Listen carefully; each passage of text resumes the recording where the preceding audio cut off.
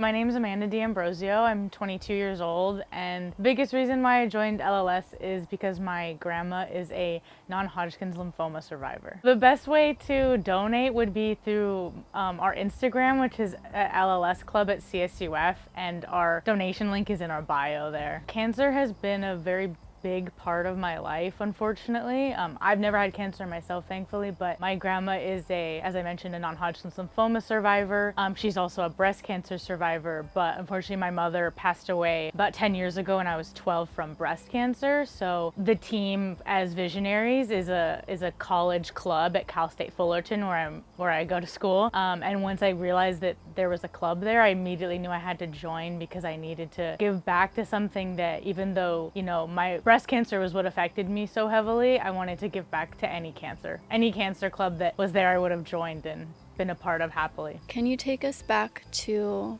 your mom's diagnosis? You were very little, but do you remember what was going through your mind when the diagnosis came? I was in second grade, and I don't even really remember years. I just remember the grade I was in because of how young I was, but it was probably 2008 or 2009 when she got her first diagnosis, and she told me, and I remember just crying on the floor in her bedroom. But even though she was the one who was gonna deal with cancer, she was still like the rock, and she told me, no, it's okay because I get to wear all these fun bandanas because she was gonna lose her hair. She always made it positive. So that was the initial diagnosis. She actually did go into remission about 2 years later, I believe, and then it came back again in around 2010, 2011, and then unfortunately she passed in August of 2013. She had a year of remission in between before it came back. And what was that like for you and your family? Going through life with your mom battling? Yeah, I mean, we had a lot of family support, thankfully. My grandma had lymphoma before my mother had breast cancer, so the family was in some way used to dealing with what people go through from it. But it was hard. I feel like obviously when she passed, I grew up a lot faster than most, but even during it, there was a self-awareness that I had to learn of mom's not feeling well today from the chemo, I need to be better behaved, or I need to pick up around the house just to help her. Not that she was expecting that, but just to lighten her load, because I could just see within herself the light just struggling because it was so difficult on her body, as chemo is for everyone basically. I have an older brother.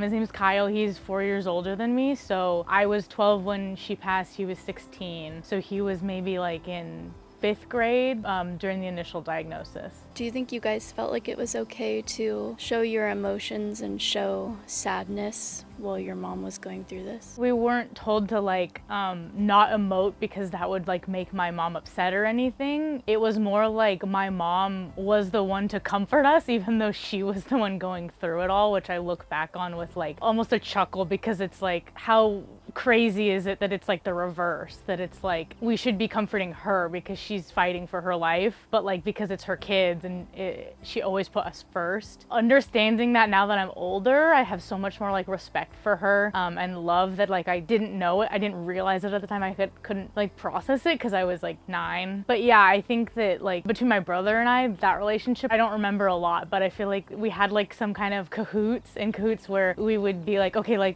you do the dishes tonight because mom is on the couch trying to sleep because the chemo, she wouldn't sleep well, and that kind of thing. And what would you say, either what or who, if it was God or an outside source or your grandma, what was your rock through this whole journey? Once she passed, it was probably my dad.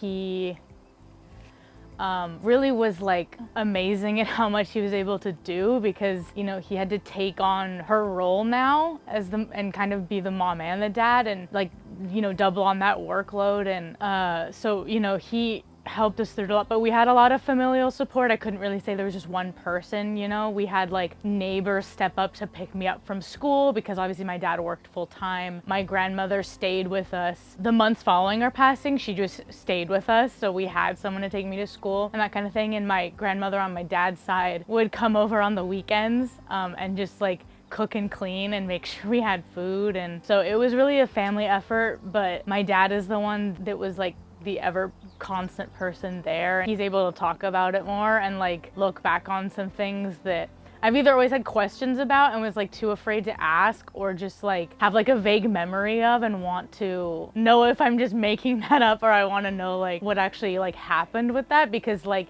I was so protected from it. And even though I like saw some pretty like traumatic and horrible things that my mom was dealing with, I knew I was only seeing like a fraction of it. We were very like involved in the process, I guess is the word, for like leading up to her death, because they had to put her into the hospital and then eventually moved her to hospice. But we were very involved in that process, and the hospital she was at was very like nice about it. They had like a specific like kind of social worker to kind of communicate with the kids what was going on, so like my dad didn't have to break the news. But all throughout that process, like my dad was very present. Like I remember having to ask him like, how much longer does she have? And he was like, oh, like they think a few days until Saturday or something like that. But he always kind of said it in a very reassuring and comforting way. And I remember like him telling me like, we're still going to be a family, just because like, you know, my mom passed, we're still close with her side of the family and everything. It's not like there's been like a distancing. So he always kind of kept us in the conversation, so it wasn't like we were in the dark and I did feel like we were facing it alone. But he also protected us from a lot of the like horrible things that a 12 and 16-year-old like shouldn't have to hear about their mother. So I'm very thankful that he was able to do that. Did you feel like you were able to feel with him and get your emotions out and like kind of be able to talk about the things that were scary to talk about too, like your fears? Yeah, to some extent. Like leading up to the funeral, it was only like a week and a half after her passing. We had like multitudes of family and friends like fly out from everywhere, and we're just like in her house to make sure there was a support system. My dad had the wisdom to know that he couldn't do that on his own. So I remember my uncle, so my dad's brother, talking to me about it and like crying with me. I remember my great aunt and uncle flying down from Oregon. I remember one of my mom's friends flying down from Vancouver. I remember just seeing a lot of people and being surrounded by that was almost like a distraction that you needed to even just catch up with everybody, but just not having the house be empty because her presence was no longer there, I know helped a lot. And at this point, it's kind of a blur because it was 10 years ago and I was also, you know, my brain hadn't fully formed. Can you share what life was after she passed, or just the emotions that you felt during her passing? Yeah, honestly, the biggest thing I remember is being like tired. Like there's this kind of feeling of grief that like sits behind like your eyes and like deep set in my eyes. And I just remember like wanting to go to sleep a lot. Not that I was like depressed or like slept 24 hours a day or anything, but I just wanted to sleep all the time. And part of it was my dad and I actually watched the like entire catalog of the Three Stooges at night after school just to get us laughing. We got like through the whole thing, so I wouldn't go to sleep until like 11 at night when I was 12, and I would be up at like 5 a.m. for my zero period like marching band classes in the morning. You guys were probably so used to fighting and being strong for years, like your body felt like, I can rest now, and like the fatigue came on. Yeah, definitely there was just like this fatigue, and I remember like missing a few days of school here and there just because it was like I just didn't have the strength to go. It wasn't like a huge long problem. I just maybe missed like a few days like here and there. It was just a tiring thing, and because I was in 7th grade, which in my school was like the first grade of middle school, so it was a new environment, and she literally passed the first weekend of my first week of school. So it was like a lot of life changes all at once, and like having to tell friends or deciding not to tell friends because I was 12, and how do you tell someone that, like to comprehend that?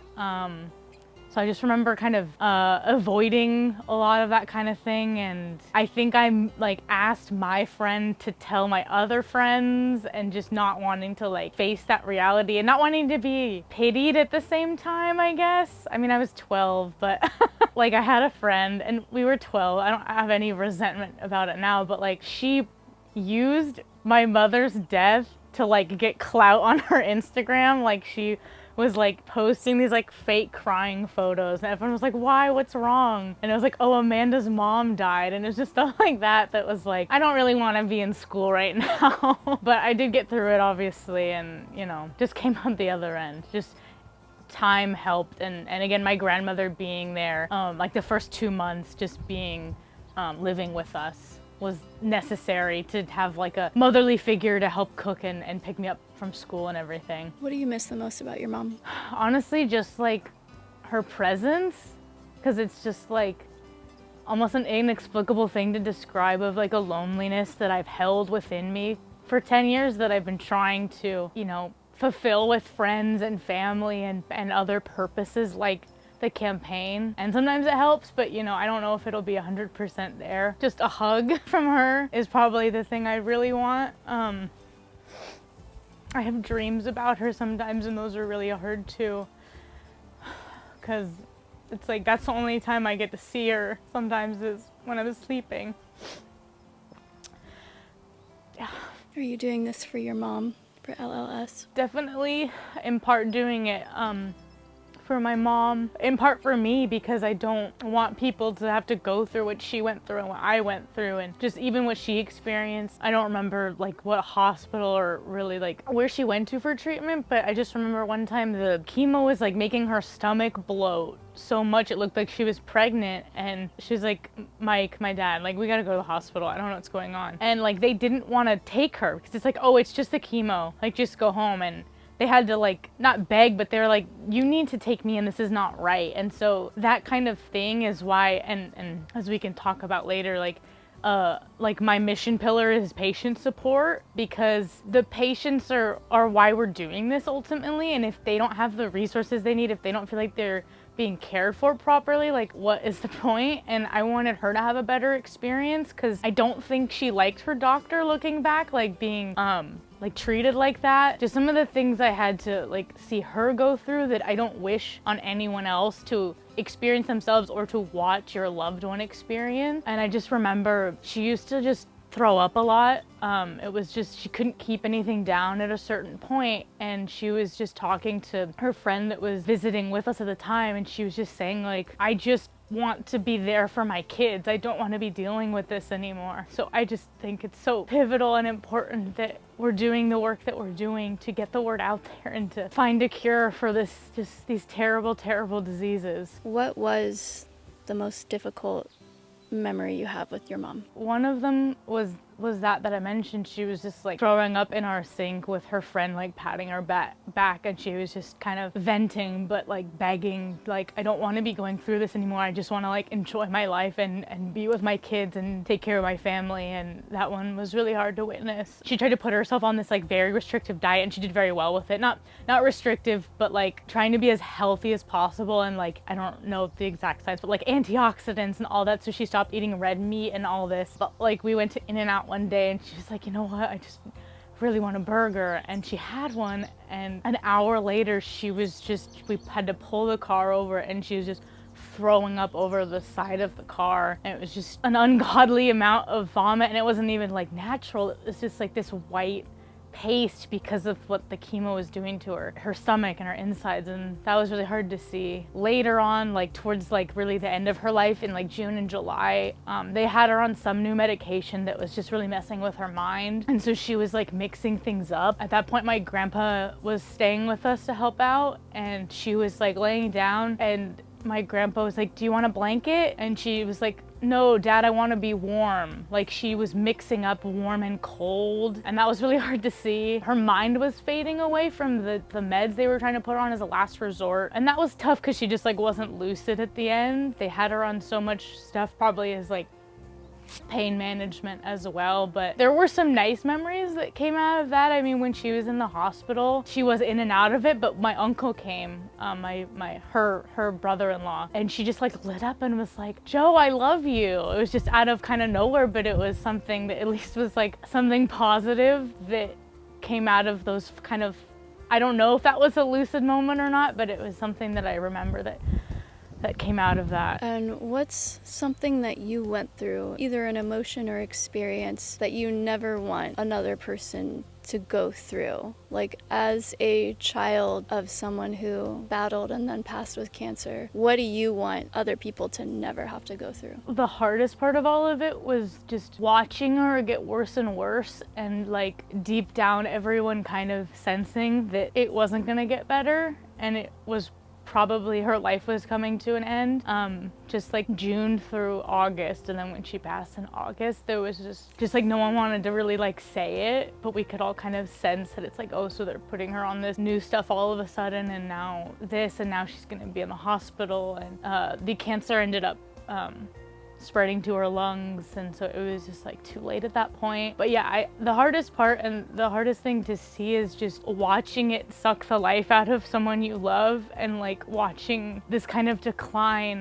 At the end, it was almost, you know, as horrible as it was nice that she was at peace and she wasn't in pain anymore, because she was fighting for her life for us for so long. And I know I could never come to comprehend the amount of pain she was in and how much she struggled. I'm sure she talked to my dad about it and everything, but she never wanted us to feel like we couldn't ask her for things because she's our mom. So having gone through that, now you have your mission pillar for LLS, which is patient support, right? Correct. And so what is your favorite part about patient support, and either what do they give that you felt you were lacking, or what is the kind of thing that you guys got that you want everybody else to have? My team is focusing on patient support to like enhance the services that LLS has and also work on others. So I love that they like can match you up with support groups, like for not only cancer patients to talk to other cancer patients, but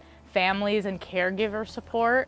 Because of my age, I was able to get put into like groups at school, in middle school and high school. Having it like on LLS's like database and website is really nice to see, because you know, no one from like Susan G. Komen, you know, the breast cancer stuff, we didn't get any outreach like through that, so it's really nice that LLS does that. And this isn't super directly related to me, but the Dare to Dream project that LLS has, which is that they're investing $175 million to work on specifically treatment and support and aid for children that are going through blood cancer, because blood cancer is the most common type of cancer that occurs within children. I think that's so great and so important, because again, I didn't have the cancer, but kids that were my age when I lost my mother are going through it, and I need more than want, I need them to have the resources to get them through as painlessly as possible with the most support possible. The club recently had Joshy Hamlin and his mother Vanessa come visit the club, who are Joshy's our honored hero this year, and just hearing about their experience, and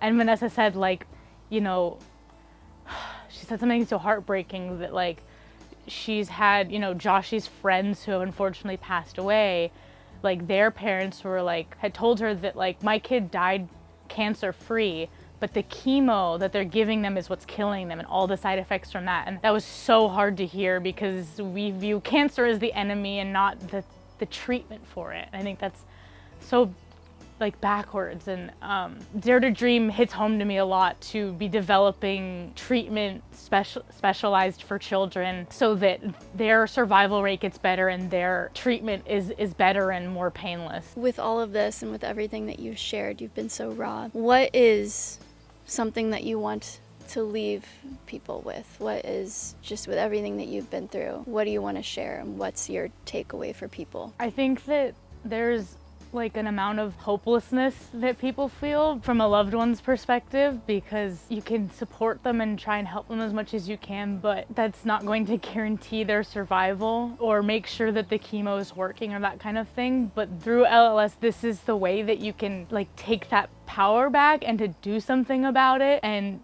kick cancer's butt and tell it that we're not backing down through whatever way you can support, through fundraising. We have advocacy efforts and policy. You can fight even if you feel powerless, but these organizations like LLS, like the campaign, is the way to fight back and to say that we're not gonna take this sitting down. We're gonna create a future where people don't have to go through what we went through. I fight with LLS in honor of my grandmother and in memory of my mother. The Visionaries campaign is a cause very important to me, and any way that you can support me is greatly appreciated.